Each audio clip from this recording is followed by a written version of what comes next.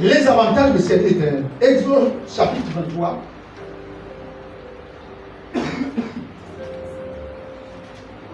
Exode chapitre 23. Le verset 25. Écoutez ce qu'il dit. Vous servirez l'Éternel. Dis avec moi, je servirai l'Éternel. Répète-le, je servirai l'Éternel. Il dit, vous servirez l'Éternel, votre Dieu. Et qu'est-ce qui se passera? Il bénira votre pain et vos eaux. Et il dit, j'éloignerai la maladie du milieu de toi. Alléluia. Amen. Je vais vous parler des 6 avantages qui sont contenus dans ce texte lorsque vous servez l'Éternel. La première chose, c'est que la Bible dit, l'Éternel bénira ton père. Je vous ai dit quoi? Dieu ne bénit pas quoi? Dieu ne bénit pas quoi? Zéro. J'ai dit ici, Dieu ne bénit pas zéro. Dieu bénit l'existant, quelque chose.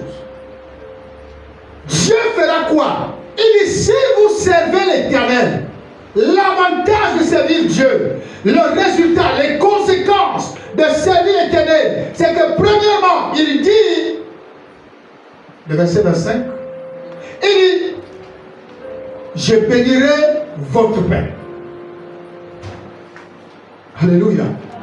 Ça veut dire quoi? Ça veut dire que Dieu va accorder l'abondance à ce que tu as. Dieu va bénir ce que tu possèdes en servant l'Éternel. Si tu as peur, Dieu va faire en sorte que le peu là se transforme en abondance. Ça veut dire que tu ne manqueras pas à manger. Ça veut dire que le secret pour ne pas manquer de nourriture, il faut servir l'Éternel. Amen. Parce que c'est celui qui sert l'Éternel dont Dieu prend soin. C'est pourquoi quand je vous fais mon témoignage, que ma vie n'est pas quelqu'un qui est apparu comme ça au cours d'un rêve pour que je suis devenu leader. Même mon travail, pendant que je m'occupais de l'œuvre de Dieu, pendant que je servais l'Éternel, Dieu faisait quoi? Dieu cherchait à s'occuper de moi. Mais toi, tu ne veux rien faire sur le plan social, même le plan spirituel. Tu ne veux rien faire. Mais tu veux un miracle. Le miracle ne viendra pas. Tu vas être frustré jusqu'à être aigri. Ça ne viendra jamais. Tu vas changer d'église. Tu vas trouver quelqu'un qui va dire que je vais te donner quelque chose. Toi, tu vas sur la personne parce qu'il t'a donné 50 000. Mais ça ne va pas régler le problème. Tu as 2 choses, 2 choix. Ou tu travailles, ou tu sers l'Éternel.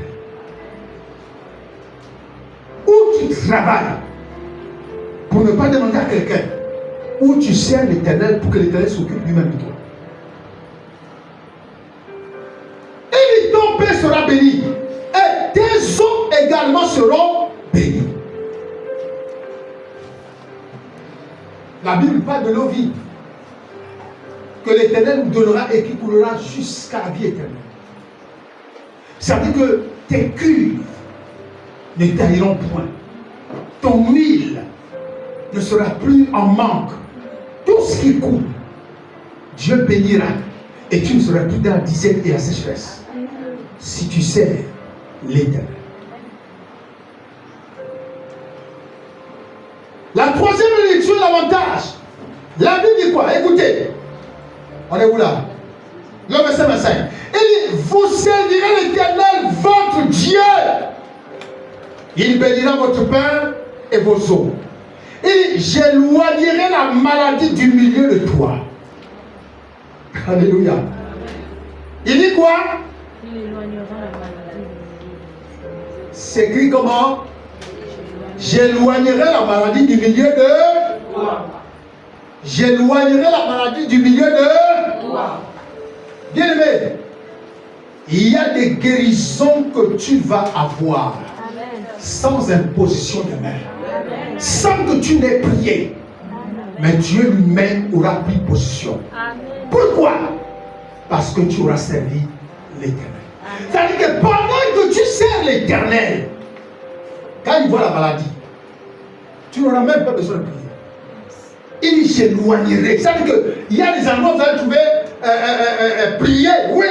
Mais il y a des endroits où vous allez voir Dieu lui-même parler. J'éloignerai la maladie du milieu de toi. Alléluia. Amen. Voilà ce qui est écrit. Et cela est possible comment? Plus tu sers Dieu. C'est pourquoi je vous dis, frère, quand je suis dans le service, je tombe rarement malade. Rarement malade. Je ne vous mens pas. Vous me voyez ici tous les ans.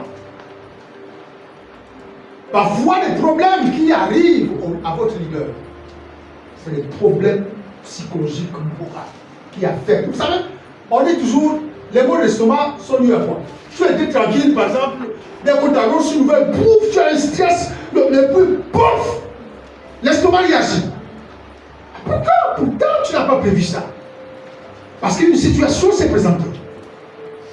Une situation s'est présentée. C'est pourquoi moi je sois dit à ma femme, à mon âge, je ne veux plus trop réfléchir sur les choses qui me tournent la tête. Parce que c'est là où l'ennemi aussi guette. Alléluia. Amen. Quand je sers l'Éternel, il y a des situations, frère, tomber malade est très rare. Très rare. Il dit, j'éloignerai la maladie du milieu de toi. Alléluia. Et la Bible dit, le malheur atteint le juste, mais l'Éternel l'en délivre. La maladie peut atteindre le juste, mais l'Éternel l'en délivre. Mais ceux qui servent l'Éternel, les justes, tout le monde peut être atteint par la maladie. Mais ceux qui servent l'Éternel, Dieu lui-même éloigne la maladie. Est-ce que vous comprenez? Amen. Voilà, toi tu es en train de dormir tranquillement sans le savoir. Et puis voilà Dieu qui voit tout, qui est en train de voir la maladie, qui se dirige vers ta maison. Toi tu ne sais rien de tout ce qui se passe. Il n'y a que Dieu qui voit l'affaire. Alors, dès qu'il arrive, il positionne un ange. Dès qu'il a positionné l'ange, la maladie qui venait tout droit comme ça est obligée maintenant de dévier la trajectoire. Il dit, j'éloignerai du milieu de toi la maladie. Alléluia. Amen. On ne peut pas servir l'Éternel 24 sur 24 et être exposé mois après mois par la maladie. C'est pas possible. Ce n'est pas possible. C'est lui qui l'a dit. C'est pas nous qui l'avons imaginé. C'est lui qui a dit, j'éloignerai du milieu de toi la maladie. Pourquoi mois après mois, je sers l'Éternel? Mois après mois, je suis malade. Chaque mois, je suis malade. Chaque mois, je suis malade. Chaque mois, je suis malade. Comment c'est possible? C'est lui qui l'a dit. Si vous servez l'Éternel, rappelez à Dieu ses promesses. Dites, Seigneur, pourquoi je tombe tout le temps malade? Voici ce que toi-même tu es incapable.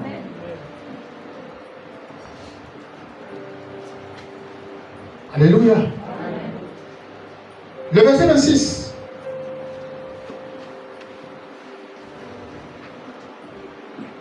Quatrième bénédiction, ou on va dire avantage, le verset 26. Il n'y aura dans ton pays ni femme qui avorte. Celui qui sert, celle qui sert l'Éternel, ne connaîtra plus de fausses couches. Quelqu'un me comprend? Amen. Celle qui sert l'Éternel ne connaîtra plus de fausses couches. Il n'y aura plus au milieu de toi, premièrement, ni femme qui avorte, qui est le quatrième avantage, et le cinquième avantage, ni femme stérile. Alléluia. Il y a des gens qui n'ont jamais compris le secret parfois. La Bible, je vous ai dit un jour que la Bible est comme un labyrinthe. Chaque chemin nous amène à un chemin, à un objectif. Il n'y aura plus des femmes qui avortent, qui fassent des fausses couches. Sixièmement, verset 26, il n'y aura plus de femmes stériles. Bien-aimés, le service de l'Éternel est la clé de la maternité.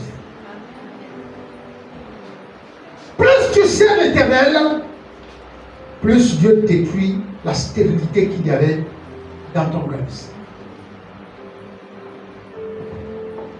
Alléluia. Amen. Mais je vous ai dit au départ que si vous êtes rebelle, c'est compliqué. Vous pouvez servir Dieu, mais être rebelle. Il y a des gens qui servent Dieu, mais qui sont rebelles. Mais on te fait croire qu'on sert l'Éternel. Mais il y a la rébellion. Parce qu'on s'oppose aux paroles du pasteur. On est toujours en train de murmurer. On est toujours en train de commencer. On est toujours en train de décourager les autres. C'est la rébellion. Un service dans la rébellion. Et si tu es en difficulté à féconder, en fait, tu amplifies même le verrouillage des portes. Servir l'Éternel est la clé qui t'ouvre la maternité. Il dit il n'y aura plus de femmes stériles. Il n'y aura plus de femmes qui avortent. Donc des femmes qui font des fausses couches. Et il dit quoi? Sixièmement, qu'est-ce qu'il dit? Verset 20.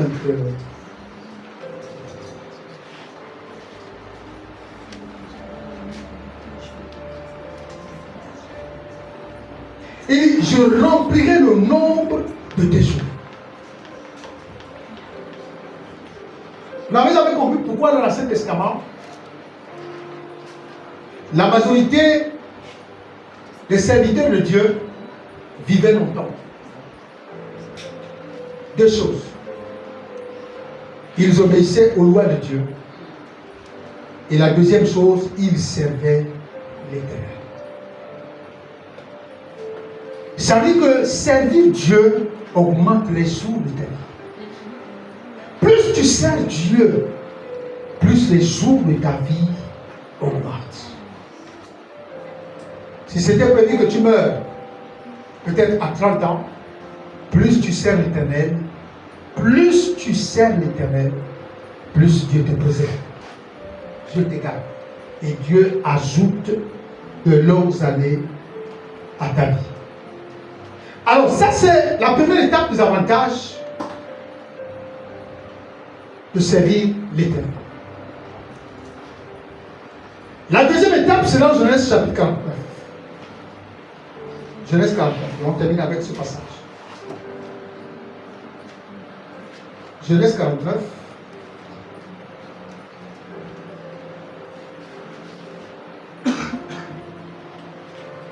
On va lire à partir du verset 25.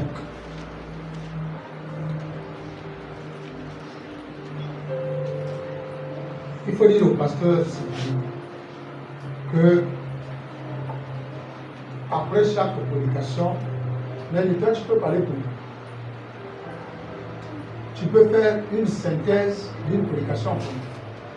Parce que c'est important de le faire pour nous. C'est important. De temps en temps, une synthèse en langue pour nous, pour qu'elle ait au moins quelque chose, qu'elle ait appris quelque chose. Alléluia. Amen. Exode 49, le verset 25. Alors, écoutez notre avantage, les bénédictions. La Bible dit c'est l'œuvre l'œuvre du Dieu de ton Père. Dis avec moi, l'œuvre du Dieu de mon Père. L'œuvre du Dieu de mon Père. Répète, c'est l'œuvre du Dieu de mon Père. C'est l'œuvre du Dieu de mon Père. Qui m'aidera. Alors, je vais lire. La Bible dit au verset 25 de Genèse 49, c'est l'œuvre du Dieu de ton Père qui t'aidera. C'est l'œuvre du Tout-Puissant qui te bénira. Ensuite, des bénédictions des cieux en haut, des bénédictions des eaux en bas, des bénédictions de ma mère et du sein maternel. Verset 6. Les bénédictions de ton Père s'élèvent au-dessus des bénédictions des pères. Est-ce qu'on peut dire Amen? Amen. Est-ce que tu peux dire Amen? Amen. La Bible dit c'est l'œuvre du Dieu de ton Père. Pourquoi Dieu commence comme ça? Pourquoi? Parce que l'œuvre que votre Père dirige est l'œuvre de Dieu. Est-ce que vous comprenez? L'œuvre que votre Père dirige est l'œuvre de Dieu. C'est pourquoi il commence en disant c'est l'œuvre du Dieu de ton Père. Qui fera quoi? Qui va t'aider. Alléluia. La Bible dit celui qui arrose le figuier, c'est ça? C'est ce que ça dit. En mangera le figue. Celui qui arrose le figuier en mangera le fruit. Toi, l'œuvre de ton Père, tu négliges. Quand tu arrives dans l'église, tu trouves l'eau, tu ne suis pas.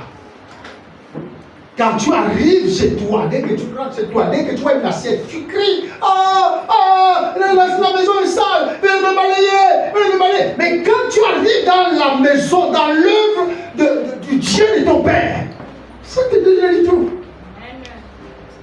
Ce n'est pas ton problème qu'il y ait de l'eau ou qu'il n'y ait pas de l'eau.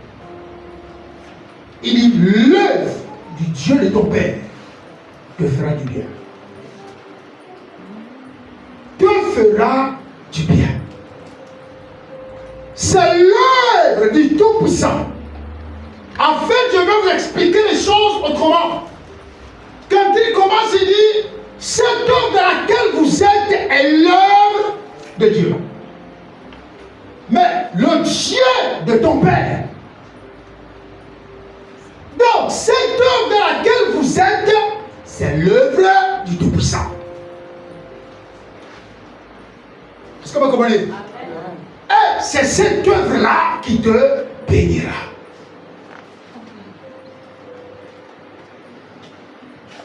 C'est cette œuvre-là qui te bénira. La Bible dit, les bénédictions viendront du ciel et viendront dans les eaux, sur la terre. Les bénédictions vont couler. Quand tu serviras l'Éternel dans l'œuvre du Dieu de ton Père. L'œuvre du Dieu de ton Père. Il commence par là. Et il amène la deuxième parole en disant l'œuvre du Dieu de ton Père, c'est l'œuvre du Tout-Puissant. Parce que le Dieu de ton Père, c'est le Tout-Puissant. Amen. Tu me comprends? Amen. Le Dieu de ton Père est le Tout-Puissant. Ainsi, tu sers l'Éternel dans l'œuvre du Dieu de ton Père. Cette œuvre-là te fera du bien. Et cette œuvre-là te bénira. Les bénédictions viendront du ciel. Viendront sur la terre. Viendront partout, même dans les eaux. Le ciel va relâcher les bénédictions en ta faveur. La mer va relâcher les bénédictions en ta faveur. La terre va relâcher les bénédictions en ta faveur. Amen. Alléluia. Amen. Est-ce qu'on peut lire la suite sur Dieu là? Rapidement. Verset 25. Verset 25. C'est l'œuvre du Dieu de ton Père C'est l'œuvre du Dieu de ton Père qui t'aidera. qui t'aidera. C'est l'œuvre du Tout-Puissant C'est l'œuvre du Tout-Puissant qui te bénira. qui te bénira. Des bénédictions des cieux en haut, Des bénédictions des cieux en haut. des bénédictions des eaux en bas, Des bénédictions des eaux en bas. des bénédictions des mamelles et du sein maternel. Des bénédictions des mamelles et du sein maternel. Alléluia. Alléluia. Dieu bénira toutes les femmes Amen. qui n'enfantent pas. Dieu bénira toutes les femmes qui ont du mal à allaiter. Pourquoi? Parce que vous servez l'Éternel dans l'œuvre du Dieu de votre Père. Vous servez l'Éternel dans l'œuvre du Dieu de votre Père. Bien-aimé, si tu n'es pas conscient de ton identité et de ton appartenance, c'est normal que tu sois comme comment on appelle les pères qui n'ont pas les enfants qui n'ont pas les non, un bâtard. Hein? Ah, c'est les bâtards. C'est un enfant qui n'est pas reconnu. Hein? C'est la même chose. Alléluia. Quand tu es un enfant et tu connais ton appartenance, vous me voyez, quelqu'un qui vient me dire ton père ne s'appelle pas mon Dieu. C'est faux, tu es un menteur. Ça va commencer comment? Moi-même, que j'aille manger au bois mer ou pas, je sais que c'est mon père. Alléluia. Est-ce que tu me comprends?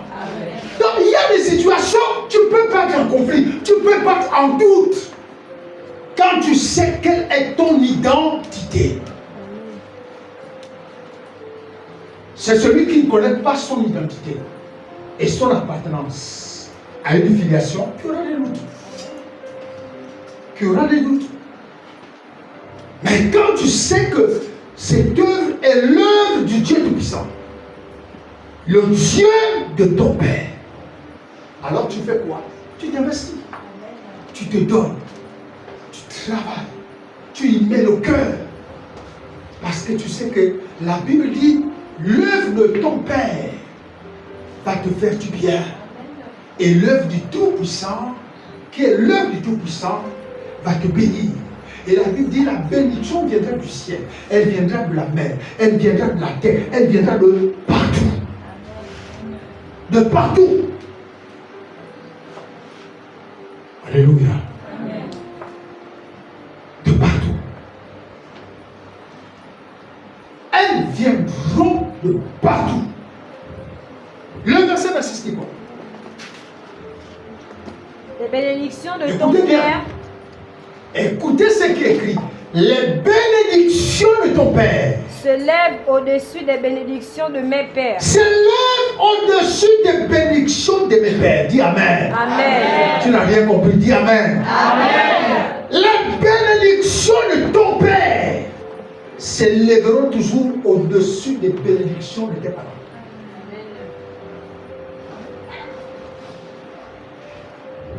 Parce que c'est que ton Père spirituel libère. Je ne vous dis pas que votre Père ne peut pas vous bénir. Je parle biologique. Je ne vous dis pas que votre Père ne peut pas vous bénir. Que votre Père ne peut pas vous bénir. Mais la Bible dit, les bénédictions que libère ton Père spirituel s'élèvent au-dessus des bénédictions de tes pères. Ça veut dire quoi? Ça veut dire que tes pères te bénissent. Tes propres parents biologiques peuvent te bénir. Mais les bénédictions de ton leader, de ton Père spirituel, s'élèvent au-dessus. Quelqu'un me comprend là? Amen. Alléluia. Les bénédictions de ton Père, relis-moi ça.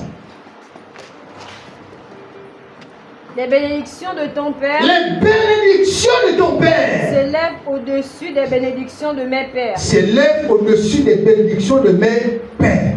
Est-ce que c'est dit que tes parents ne te bénissent pas? Non. C'est dit qu'il y a les bénédictions de ton Père et de ta mère dedans.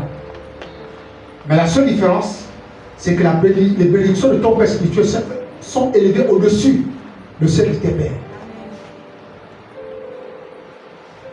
Alléluia. Alléluia. Amen. C'est biblique. Et tout ça pourquoi? Parce que nous servons l'Éternel. Servez l'Éternel et vous serez bénis. Servez l'Éternel et Dieu se souviendra de vous. Servez l'Éternel. Vie abondante. Dieu appelle au service. Dieu t'appelle au service. Tu es femme dans cette église. Même lorsqu'on convoque les réunions de femmes, tu es là depuis des années. C'est la même chose. On ne voit aucune amélioration. Mais tu es fort pour décourager les autres femmes qui veulent venir. Servez l'Éternel. Il y a les clés du royaume que vous allez avoir. Lorsque la Bible parle, il parle à Pierre. Il dit à Pierre, je t'ai remis les clés du royaume. Bien aimé, toutes les clés, toutes les portes. Il y a des clés qui vont nécessiter que tu pries pour ouvrir une porte. Il y a des clés que Dieu lui-même détient pour ouvrir tes portes. Est-ce que tu veux comprendre? Voilà. Et ce type de clés, pour que Dieu les mette en valeur, tu dois juste faire parfois un acte. Comme on le dit, si vous servez l'Éternel, il dit, j'éloignerai la maladie. Il n'y aura plus de stérile. Ça veut dire que même quand tu étais dans le moment difficile, il va t'arriver le moment où tu ne peux même plus Seigneur pour dire, donne-moi un enfant. Donne-moi un enfant. Donne-moi un enfant. Pourquoi? Parce que lui-même, il a déjà fait ça comme une alliance. Il n'y aura plus de stérile pour ceux qui le servent. Point final. Il n'y aura plus ce qui avorte au milieu de toi. Point final. Tu ne vas même plus dire, Seigneur, comment je fais? Faire en sorte que je puisse donner à lui un bébé. Faire en sorte que je puisse donner un enfant. Tu n'as même plus besoin de crier tout ça. C'est l'Éternel. C'est l'Éternel. Et Dieu te donnera les clés qui t'ouvriront les portes de la maternité. Serve l'Éternel. Alléluia. Amen. Serve l'Éternel. Peuple de vie abondante, servez l'Éternel. Servez l'Éternel, votre Dieu. Dans l'œuvre du Dieu de votre Père. Si vous ne pouvez pas, comme dit la Bible, si vous ne pouvez pas vous investir dans ce qui est à autrui, comment voulez-vous que Dieu vous bénisse? Comment voulez-vous que Dieu vous donne ce qui est à vous? Servez l'Éternel et soyez humble. Humble. Soyez humble. C'est ça l'humilité. Ce n'est pas parce que quelqu'un, aujourd'hui, bon, l'église, demain, quand nous allons voir, quand nous irons, par exemple, l'autre côté, bien aimé, mais l'autre côté, Dieu va faire quoi? Je vous ai montré les images. Je vous ai dit la dernière fois que vraiment, le premier culte à Mouila était... Pourtant, il n'y avait même pas que... il y avait beaucoup de nouvelles personnes. Non. Le peuple était là. Mais le jour-là, la gloire, c'est que la Bible dit, la gloire de la seconde maison était devenue une réalité. Alléluia. Ah, c'est pourquoi n'ayez pas le regard inquiet. Ne vous promenez pas le regard inquiet. Travaillez. Amen. Servir, c'est travailler pour Dieu. Ce n'est pas seulement dire, bon, par exemple, bon, l'année, par exemple, on est au large. Bon, maintenant, allons-y nager. Alors, non, il faut vous mettre, il faut servir. Mettez-vous au travail. Servir égale travail. Servir égale travail. Même des petites activités, tu n'arrives pas à le faire. Viens à l'église, même ouvrir l'église tous les jours. Non. Tu attends qu'on te fasse un robot.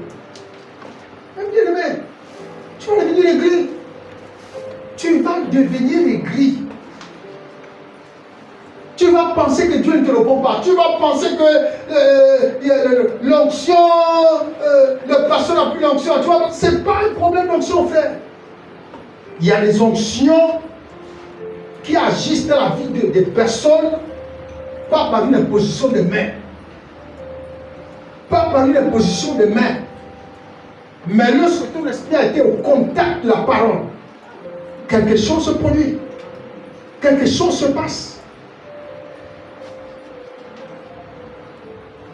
Vous ne pouvez pas être là depuis des années et arborer tranquillement l'étiquette. Je suis là avant vous. Je suis chantre. Je suis prophète.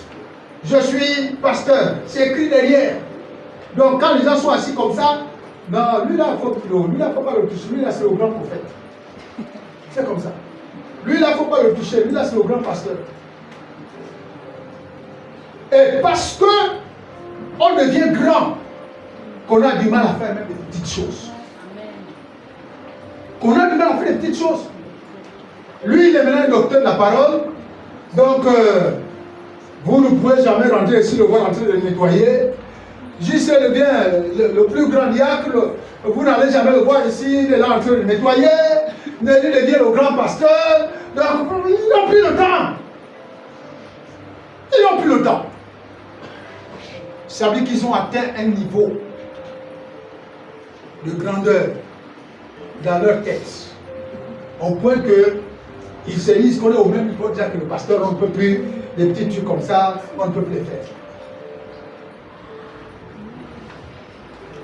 Alléluia. Alors, bien aimé, si tu veux devenir grand, si tu veux que ton nom devienne un nom grand, sers le nom d'abord de quelqu'un. Sers ce nom-là. Et c'est à travers de ce nom-là que ton nom demain sera grand. Sois humble. Ne joue pas là-dedans, sois humble. L'humilité est le secret des grands. Quand on veut être grand, on devient humble. On devient petit. Alléluia. C'est ça, servir l'Éternel. Parce que Dieu le recommande. C'est une recommandation divine. Tu as quelque chose à faire valoir. Chacun est utile dans la maison de Dieu. On ne peut pas négliger chaque potentiel. On ne peut pas le faire. Parce que Dieu a quelque chose de particulier avec chacun de vous. Alléluia. Amen. Alléluia. Amen. Travaillez. Travaillez. Mettons-nous à servir. Mettons-nous à servir. Il y a des grâces de bénédiction que nous allons avoir sans effort. Parce que notre esprit, notre corps, se sera impliqué, corps et âme, à servir l'Éternel. Amen. Amen. Si tu as la queue, sers l'Éternel la queue. Si tu étais déjà à la queue et que tu t'es assis, reste assis. Apprends à servir. Jusqu'à ce que tu comprennes que servir Dieu, c'est le sacrifice. Si tu étais, je ne sais pas, au chant, et tu ne chantes plus, tu t'es aussi assis parce que quelqu'un t'a forcé, reste assis. Certainement, tu n'as jamais été appelé à chanter. Amen. Alors, tu as décidé de devenir chanteur, mais tu n'as pas eu un appel de Dieu pour devenir chanteur. Amen. Amen. Parce que si tout de suite là je dis bon, tous ceux qui veulent rentrer dans un département, venez, tous ceux qui veulent être utiles, qui veulent maintenant chanter, tous les gens vont venir au chant. Est-ce que c'est Dieu qui veut partir chanter? Non, c'est vous-même. Et le résultat après, c'est pour moi, il y a beaucoup de démissions, beaucoup d'abandon. Il y en a qui n'arrivent plus à supporter. Ah, moi je suis là, moi là où j'étais, moi je ne me mets pas comme ça, je ne me mets pas comme ça. Tu n'es plus là-bas. Tu n'es plus là-bas. Ça veut dire qu'il faut que tu deviennes humble. Si tu n'es pas humble, tu es rebelle. Tu es orgueilleux. Amen. Dis Amen. Amen. Dis encore Amen. Amen. Ça veut dire que tu es orgueilleux. Bon, quand nous on faisait comme ça, tout ça marchait. D'accord. Là-bas, tu étais Lionel Messi. Ici, tu es venu, tu as trouvé Cristiano Ronaldo. Donc, tu écoutes, tu observes et tu regardes. Alléluia. Avant qu'on élève Mbappé là où il est, il a trouvé qui? Vinicius. Et plus puisqu'on ne lui avait pas encore donné l'opportunité d'être la star, Vinicius lui faisait ça bien. Quelqu'un me comprend? Mbappé ne marquait pas. Oh Mbappé. Mbappé a dit retour à Paris Saint-Germain. Il n'a pas dit retour. Il est resté là jusqu'à ce que le coach a dit jouer autour de Mbappé. Maintenant voilà Mbappé a pris la place de Vinicius. Toi, tu veux rien apprendre. Toi tu veux partir. Mon Dieu. Toi tu veux seulement avoir avec l'expérience. Moi là-bas, vous ne connaissez pas. Moi je disais même aux gens la vérité. C'est la rébellion. C'est pas la vérité, c'est la rébellion. Amen. Dis à ton frère, c'est l'éternel. C'est l'éternel. Dis-le, lui, c'est l'éternel. C'est si tu as compris. Les intercesseurs. Quand toi tu les vois, tu peux l'acheter tout content. Mais là, quand il diminue là, tu commences à me dire, papa, peut-être que c'est moi qui est mauvaise. C'est pas toi. C'est pas toi. Alléluia. Il y a des gens qui c'est pas leur fardeau. Et comme c'est pas leur fardeau, ils ont pensé que en venant à l'intercession, ils vont avoir vu les pierres plus. My God. Mais ils vont les tonnerres. Mon Dieu. Vu les pierres plus et plus. La foudre. Mais pourtant, Seigneur. ils sont là. Mais vu les pierres ne progressent pas, n'avancent pas. Jesus. Alléluia. Amen. Donc ne vous sentez pas toujours mal si quelqu'un. Non, ne vous sentez pas toujours mal. Alléluia. Ne vous sentez pas toujours mal. C'est celui qui connaît ce que c'est servir, qui s'investira, qui se donnera. Voilà. Alléluia. Quand tu me dis, non, parce que nous sommes devenus grands. On est devenus grands parce qu'il faut encore qu'on continue de diriger le département jeunesse. Yeah. Tant que Dieu ne m'a pas dit des choses autrement, vous restez les responsables du département jeunesse. Jesus. Vous montez, is vous Lord. descendez. Vous n'allez pas me faire lever. Ok. Hey. Alléluia. Vous n'allez pas me lever, vous n'allez pas me venir me donner un rêve la nuit. Vous dites non, parce que vous êtes devenu grand. Quel grand? Vous êtes grand comment? Dites-moi un peu quel type de grand vous êtes. Quel type de grand? Mais apprenez à être serviteur pour que je connaisse que vous êtes grand. C'est ça, normalement.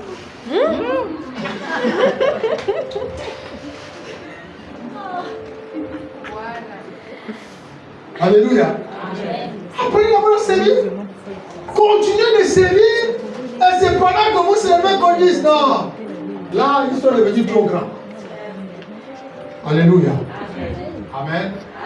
Amen. Amen. Voilà pourquoi il est important de servir. Il y a des bénédictions qui sont attachées. Attachées. Qui a pris quelque chose ce matin? Je vais appeler les deux responsables de femmes. Faites-moi accompagner par les deux responsables de femmes.